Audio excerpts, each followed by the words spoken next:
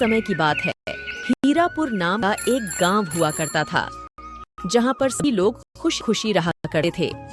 एक रात गांव के कुछ बच्चे शंभू काका के पास जाते हैं, जिससे राजू नाम का एक लड़का शंभू काका से कहे, शंभू काका।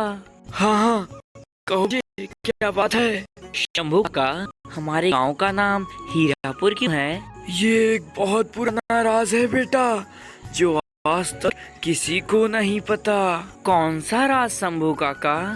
अरे बच्चे, दरअसल बात यह है कि हमारे गांव में एक हीरे का खदान है, जिसके बारे में बहुत कम लोगों को ही पता है। तो अब उस हीरे के खदान का क्या हुआ?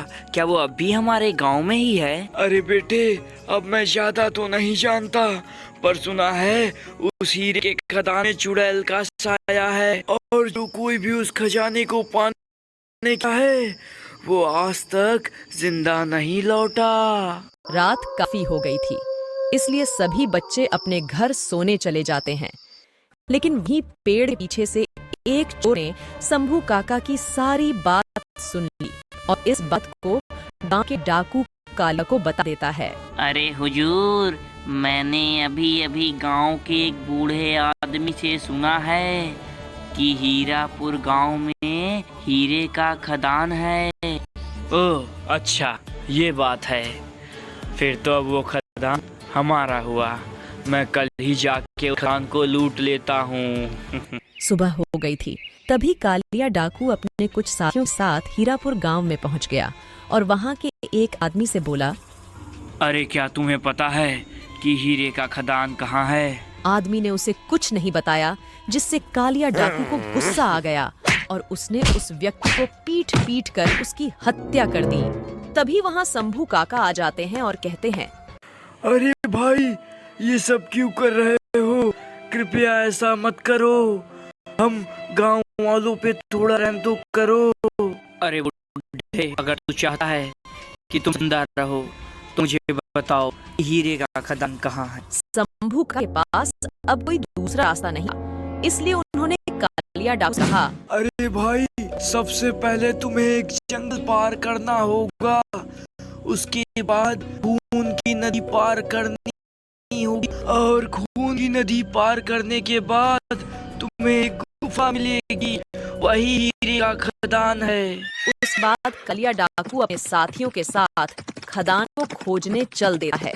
कुछ दिन बीतने के बाद वह जंगल में पहुंच जाता है। जंगल बड़ा ही भयानक था। तभी डाकू बोला, अरे लगता है ये वही जंगल है जिसके बारे में उस बुड्ढे ने कहा था। हमें अब आगे की ओर चलना चाहिए। और अपने साथियों के साथ आगे की ओर चल दिया। ऐसे ही न जाने कितने और कई रात बीत गई। फिर वह खून की नदी के पास पहुंच जाता है और कहता है, अच्छा, तो यही है खून की नदी। हमारी मंजिल अब ज्यादा दूर नहीं, चलते हैं। और आगे की ओर बढ़ जाता है। कुछ दूर चलने के बाद वह की खदान पास पहुंच जाता है और कहता है, अब तो ये खदान मेरा हुआ।